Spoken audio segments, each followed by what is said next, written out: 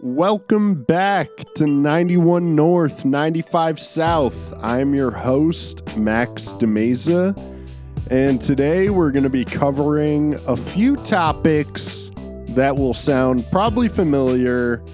We're going to be covering Caitlyn Clark. Yeah, again, we're going to be covering Caitlyn Clark and Angel Reese, or should I say Angel Reese and Caitlyn Clark. We're also going to be covering the Sun and the Aces recent game, as well as the Aces kind of turnaround. Also thought I'd do something fun with a top 5 mascots of all time, because, you know, if you're following the W at all this season, you'll be well aware with somebody we're going to be talking about on that list. So then we're going to cover my favorite movies of the year so far, and that'll do it. So this is something I wanted to speak on last week. I was actually going to have, my girlfriend Gladys on to discuss this, because I've kind of touched on this before myself, and just because, you know, she's been following the W more because I'm a fan. So this has just been like kind of an ongoing conversation for us in our personal lives. But I wanted to discuss Caitlyn Clark's recent responses to questions on the use of her name. Caitlyn Clark has had her name used unwillingly. You know, she's never been like, yeah, woo, awesome, these people suck, and I'm glad they're fans of me. But she, obviously, a lot of racism, homophobia, all that good stuff going on. And she was asked about it.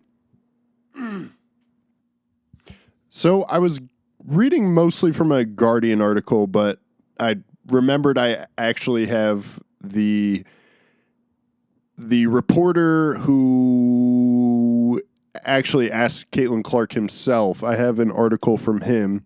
So Jim Trotter of The Athletic has been doing a great job covering this ongoing discussion, this ongoing story about Caitlyn Clark and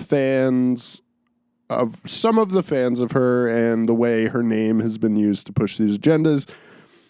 So he writes,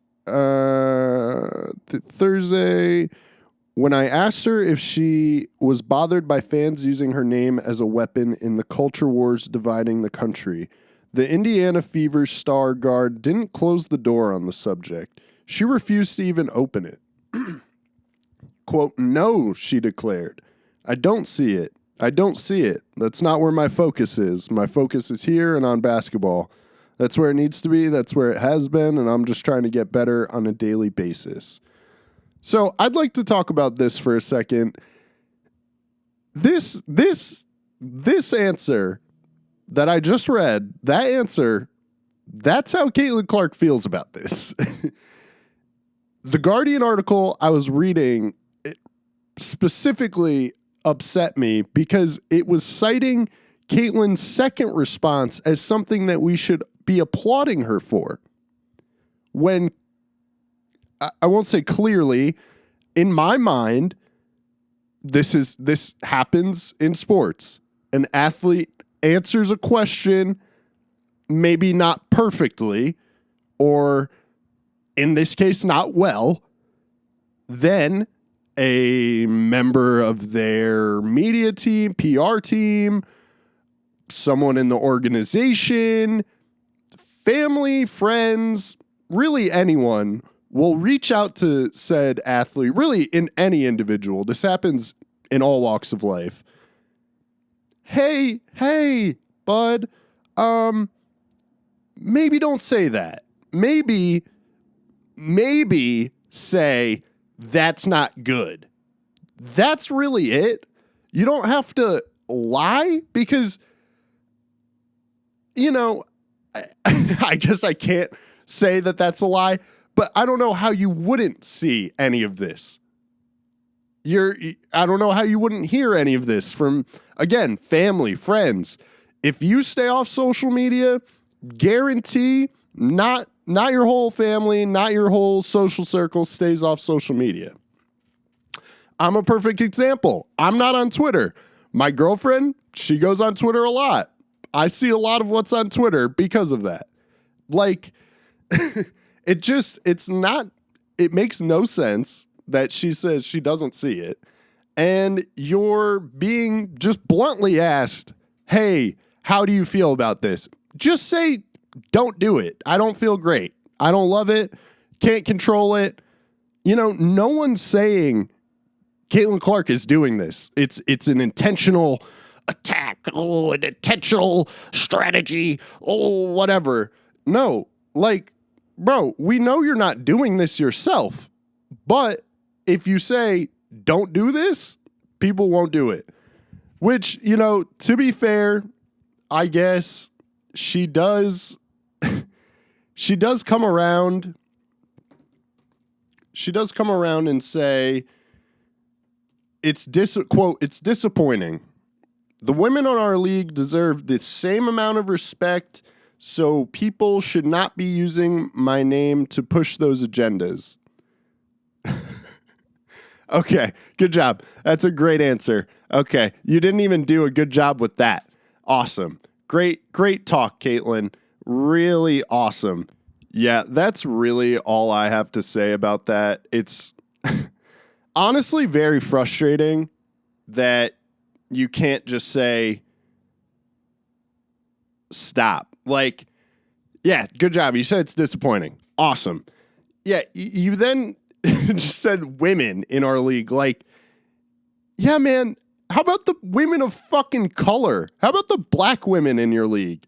Jesus Christ. Oh, it's ridiculous. All right, moving on to basketball. So the Sky and the Fever matched up again yesterday. Woo! Man, Angel was cooking. Yo. Angel just took over in the fourth. The Sky went on an absurd run in the fourth quarter to tie it and eventually take the lead and then eventually win. And that was all started by Angel. She was really aggressive going towards the hoop. Really, I don't want to just credit Angel. Obviously, offensively, she was a huge part of that. Their defense, the Sky really locked down. They got a few points out in transition on fast breaks from forcing turnovers. And yeah, they looked really good. They clearly really wanted it in that fourth quarter. And yeah, Angel just went stupid. Went absolutely stupid. I want to say it was like a 22-3 run at one point, but I also might just be making that up. But anyway, Angel finished with 25 and 16. 25 and 16 on 8 of 12 shooting. That's absurd. She also, let's see, any stocks? No stocks. Stocks going down for Angel, but that's okay. Also, Kennedy Carter looked really good. She was efficient as well. 23 for her. Camilla filled up the stat sheet relatively well, but honestly, in that first half, I really didn't love how she was playing. I thought Aaliyah Boston was getting the better of her most of the time. And I want to say going into halftime, towards the end of the second quarter, she was like visibly getting like frustrated and like annoyed and looked like she gave up on some plays, which you don't love to see. You don't want to see somebody not getting their stuff, not getting their shots to go in offensively, and that impacts the rest of their game. You really want to see the opposite. If you're having an off night offensively, you should be, all right, let me get these loose balls, let me get these boards. She looked real. I will say she looked really good. She was a part of that defense in the fourth quarter. And defensively, overall, she looked pretty good. I mean, she's a good rim protector, and she's honestly played some fairly solid post defense. I thought it was funny. I wanted to cite. I'm pretty sure Angel said this to Caitlyn.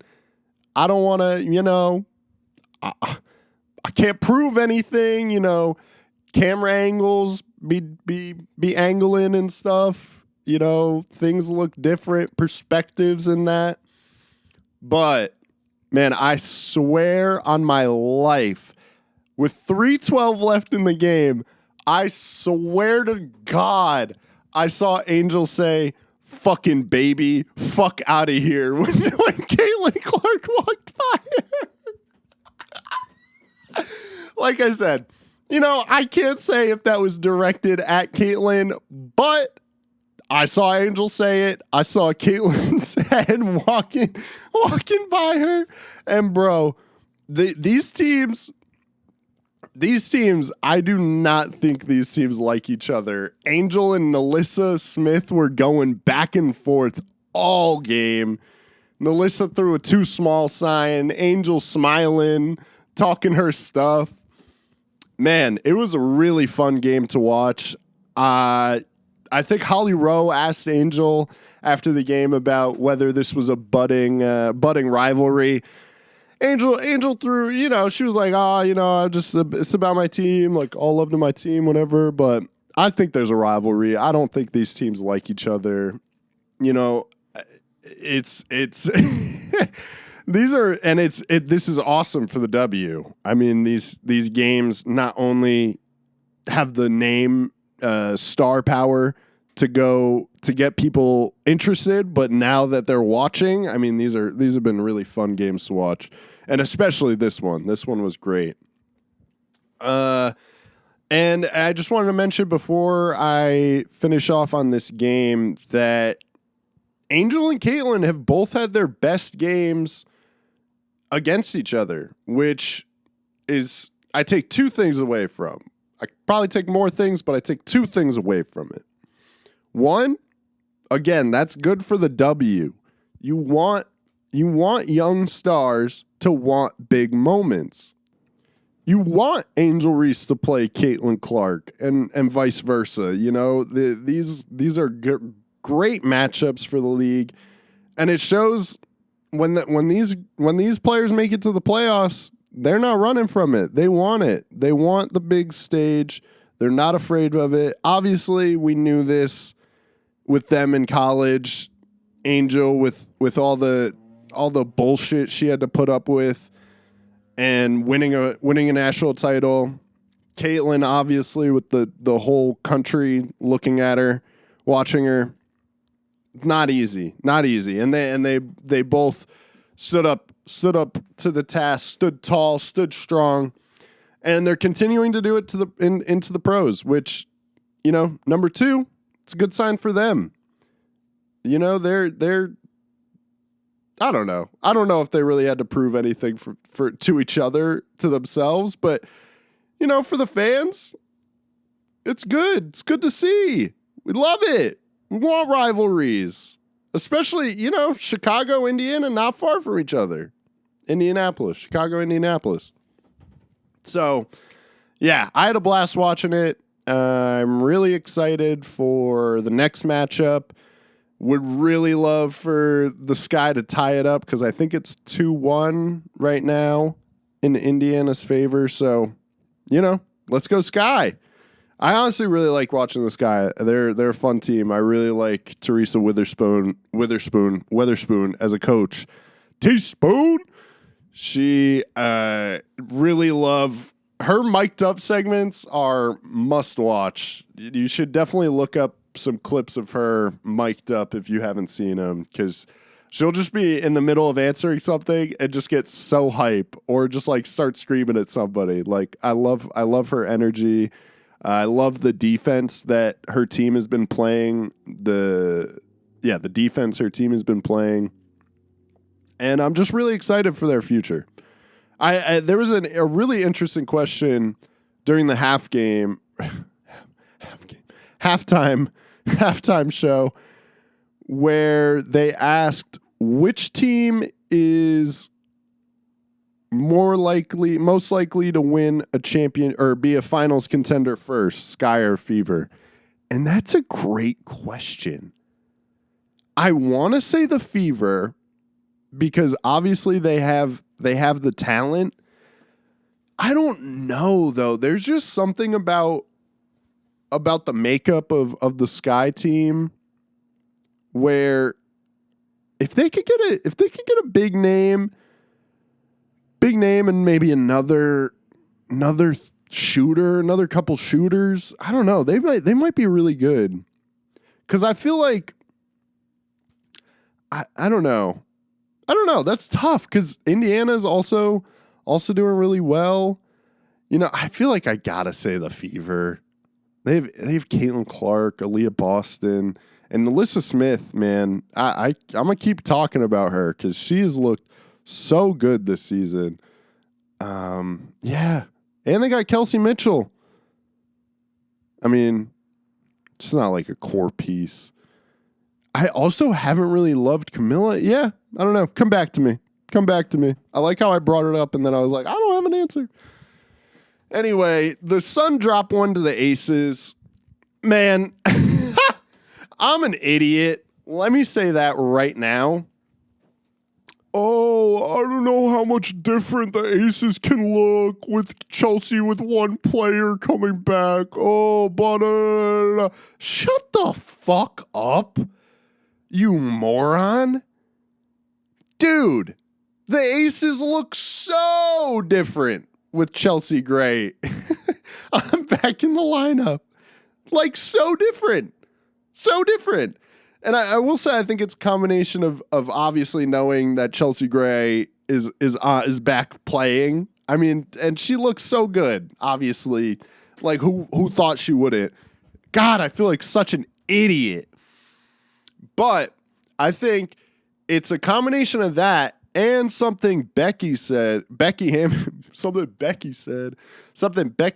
said something along the lines of, we got to stop being prey and start being predators. That's a clear mindset shift. But no, seriously, they really did look like prey. I mean, that's a great way to put it. It looked like they know everybody's coming for them. And they didn't, I don't know. It's kind of like when in hockey or in soccer, when the team with the lead, they get into that shell, and then the other team, they get possession. They're cooking in the offensive zone. Yeah, you're shelling it up, but they're getting chances. And you know what? They're going to put one in. They put one in. And that's what was happening to the Aces, it felt like, all season. Now, Jesus fucking Christ, they look like the goddamn Las Vegas Aces. They look like the Las Vegas Aces again. And yeah, I mean, they look really good. They look a lot different. I'm back being scared of the Aces. Now, ladies and gentlemen, now I'm gonna transition to top 5 mascots of all time. This so I kind of teased this at the beginning, but if you've been following the WNBA in the slightest, you will have known, you will have seen, you will have witnessed Ellie the Elephant, the transcendent superstar of the WNBA. Ellie the Elephant, hailing from Brooklyn, New York. Man, I mean, the dancing, the fashion, the personality. Ellie, okay, I see you. We see you. Just, she's been killing it. Shout out to Gladys. She's a huge Ellie the Elephant fan. And I saw a short little video about Ellie and found out like the Liberty really wanted Ellie to represent the borough they play in, the borough of Brooklyn. And they got somebody who is actually from Brooklyn to be Ellie, just to bring that, an authentic style, not somebody mimicking Brooklyn. It's someone of the area, of the borough, being of the borough. It's awesome. And everybody loves her. And if you don't, you're fucking stupid. All right, so my top 5 mascots of all time. I'm going to go from number 5. I hope what you're hearing right now is familiar to you. If I didn't overlay anything in post, then this sounds really stupid. But standing at some amount of feet tall, number 1, Benny the Bull. Yeah, Benny the Bull. One of, if not the oldest mascots in sports. My guy. Honestly, number 5 could have been really a lot of different mascots. I don't have strong feelings. I don't have strong feelings about Benny the Bull. But after doing some reading, like I said, one of the oldest mascots in history, pretty iconic. Everybody knows Benny the Bull and Michael Jordan. So that's why he's number 5. Number 4, we just talked about her. Ellie the Elephant, shaking her thing, shaking that thing. Nah, Ellie, honestly, I wanted to put her higher up, but this is kind of a what do you call it?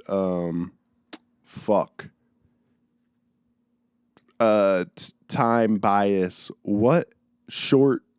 Short-term memory loss? That's what you're saying. I have that. Oh, okay. Yeah. No, so, recency bias. Just recency bias. So, that's why she's number 4. Honestly, could have put her at number 3. Number 1 and number 2 are kind of locked in. But, yeah, she's so much fun. I think, the virality as well, I think that definitely has to play a part. She's probably the most famous mascot on social media. I have no statistics to back that up, but that's what I think. So that's how it is. Anyway, I just talked about her, so I don't really have much else to say. And honestly, number 3, I don't have much to say about this guy either, but it's kind of just, you have to have him on the list. It's another icon, another New Yorker, Mr. Met. Oh, it's the Mets. Mr. Met coming in at number 3. He's got songs, right? I don't know. Does he sing? He sings songs or something. He does stuff. I don't know. He's pretty. I feel like as far as Mets icons, wow. Is Mr. Met one of the most iconic Mets of all time? I'm going to just let that sit there for a second. He's not, and Mets fans are really mad right now, but he might be. The Mets are trash, guys. Yeah, like I said, to all my Mets fans, really sorry, but had to be done. He really might be, though. Drop your top 10 Mets of all time. I guarantee Mr. Met is more famous than one of them. And that's why he's on the list. All right, number 2, Guys, number 1 and number 2 are the greatest mascots of all time.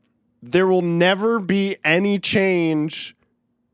Number 2, hailing from the great city of Philadelphia. Actually, I won't say that. He's living there. I don't know if anyone is certain of their origin. It's motherfucking Gritty. Gritty. Man, I honestly, okay, so here's how I feel about this. This guy could have been number 1 because Gritty represents the city of Philadelphia. His name is literally Gritty. He's psychotic. He's crazy looking. What else do you need? He is Philly. He's a rabid fan. He'll throw batteries at you. I have no evidence of Gritty throwing batteries at anybody, but I assume he would. He's a menace. He's a menace. And if you've ever watched Last Week Tonight with John Oliver, you know that. You know this. But I don't know. There's something about the legend of number 1 that just keeps Gritty just out of touch, out of reach. It's the Philly fanatic. The Philly fanatic. Now, I think the fanatic is slightly more famous than Gritty. As I said, though, Gritty, pretty regular character on Last Week Tonight, though. So it might be a generational thing. Philly fanatic, you got to watch out. But, I mean, dude, I'm saying Philly fanatic, and I know you're picturing him swinging his thing around on top of the dugout. I know you are, because he's the Philly fanatic. He does that. That's what he does. That's what they do. I'm not sure if the Philly fanatic's gender, because I'm not sure of what it is. Just like the fans of Philadelphia. We don't know what they are. They could be aliens for all we know. And that's why they're number 1 and number 2. Just so you guys know, by the way, I'm an Eagles fan. I love the fans of Philadelphia. The psychopathy, I need more of that. I love it. The guy who ate horse shit after the Eagles won the Super Bowl, my hero. Okay? So I love you guys. Please. Now, you guys know I had to give you some honorable mentions. All right. First honorable mention. I was hype to write this guy's name down. It's Youppi, the Montreal Canadian, right? Or is he the Avalanche? I always get him confused, actually. No, he's the Montreal Canadian. Yeah. He's the Canadian. He's a fucking Canadian. Montreal Canadiens mascot, Youppi. I mean, honestly, I didn't look into this mascot much. Didn't do a ton of research, but it's all love. This is a pick straight from the heart. If you play NHL, you've probably played the Mascots mode, and you've probably seen Youppi. And if you're anything like me, when you saw Youppi, you started laughing. And you said, what the fuck is that? Because why? Never looked into anything about him, so that's why he continues to make no sense to me. But it's hilarious. The mascot's name is Youppi. Imagine you root for a team and your mascot is some weird looking. I haven't seen Youppi in a minute. Yeah. What? It's like a weird, like off-brand Gritty. Like, what? It's so weird. I love it. Yes. Youppi. Yeah, I love Youppi. So Second honorable mentions. We got some actual animals. My favorite, my guy, my buddy, Jonathan the Husky from Yukon. Anybody who went to UConn, anybody who's been on UConn's campus, I hope you've seen Jonathan. If not, seek him out. He is cute. You will say hi, and you will be happy. So, yeah, Jonathan the Husky had to be on here. Had to be. Next, Jack the Bulldog. Obviously, iconic. And we got to go Ugga, Georgia Bulldogs.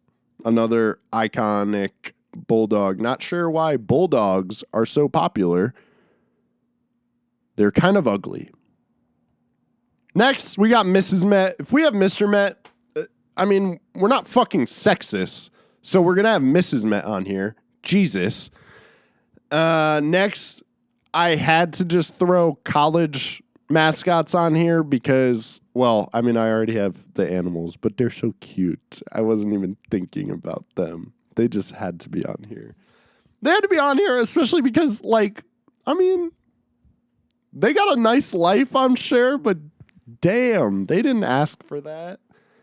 And most of the time, they're just fake animals anyway. So we got to give it up for the real heroes. Anyway, I got some like actual pretty famous college sport athletes. College sport athletes? What the fuck? These are not athletes. These are mascots. Well, they're athletes. I take that back. The people in the suit, y'all are athletes, bro. Don't let anybody tell you different. I know all of you are crazy gymnasts. Anyway, back on track. We got, and you guys could probably say one of these mascots might have been able to make the top 5. Make your own top 5. So we got Brutus Buckeye. Brutus Buckeye. I don't know. When I think of college football, for some reason I think of Brutus Buckeye. Well, I mean, I think of a few others, but one of the first mascots I think of, I think maybe just because I watched a lot of Ohio State when I was a little kid. I don't know. Stupid. Then we got Bucky Badger, Bucky the Badger. I don't know. Who cares? Anyway, Wisconsin, I believe. I didn't write it down. But another just iconic mascot. I really have like no personal attachment to these mascots. These are literally just ones I was like, all right, I should have these guys included. So just gonna run through them. Bucky Badger, shout out. I like his face. He's got a nice badger face. We got Donald Duck from Oregon. I mean, Donald Duck himself is iconic, and then you got that guy, so shout out. And then we got Sparty. I mean, that's college basketball, baby. I think of Sparty college basketball. Also could have the Blue Devil. Trying to think. Gator. I feel like the Gator isn't like a mascot, I think of. It's like a logo. It's not a mascot. Trying to think. The Trojan? The Bruin Bear? I don't know. Yeah, that's my list. I hope you guys like it. I had fun putting it together. Mascots are fun. I don't care. I get hype whenever I see Blaze. Shout out to Blaze. That's the Suns mascot. She's great.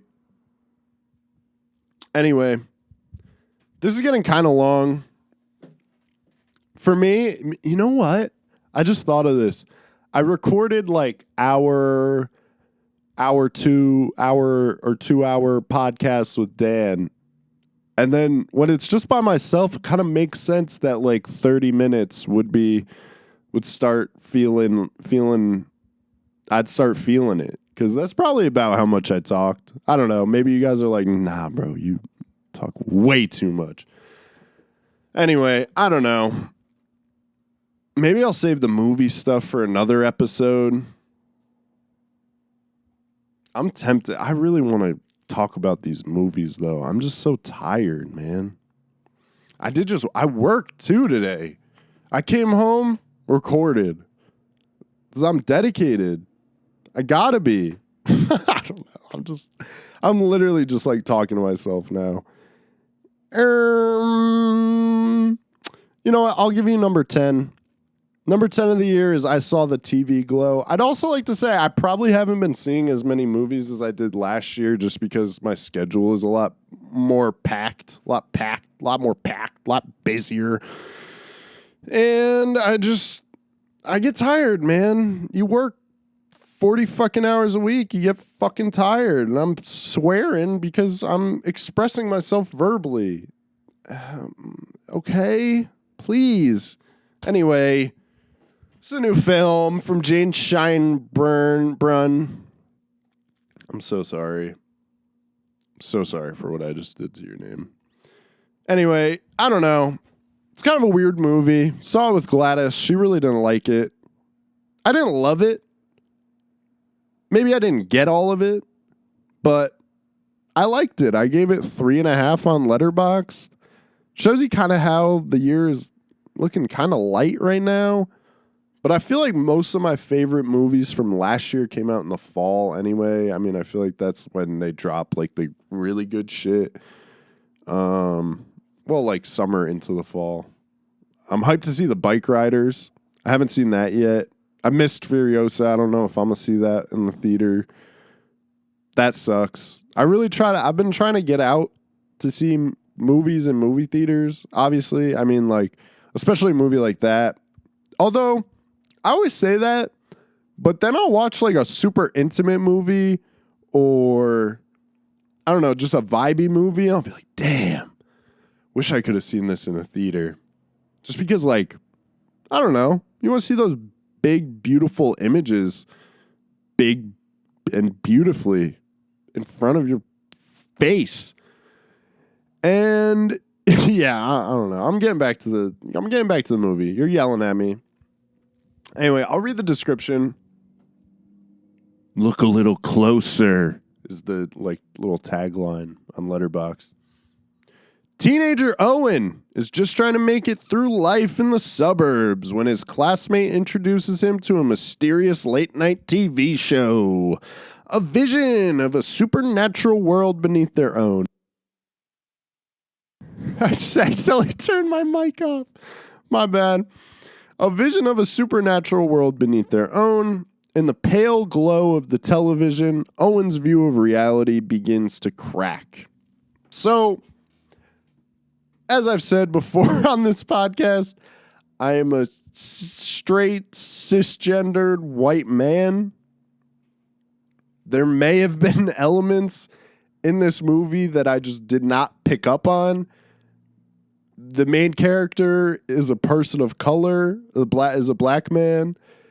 What I gathered to be a queer black man, and potentially having some, well, I don't want to spoil anything. Having some identity questions.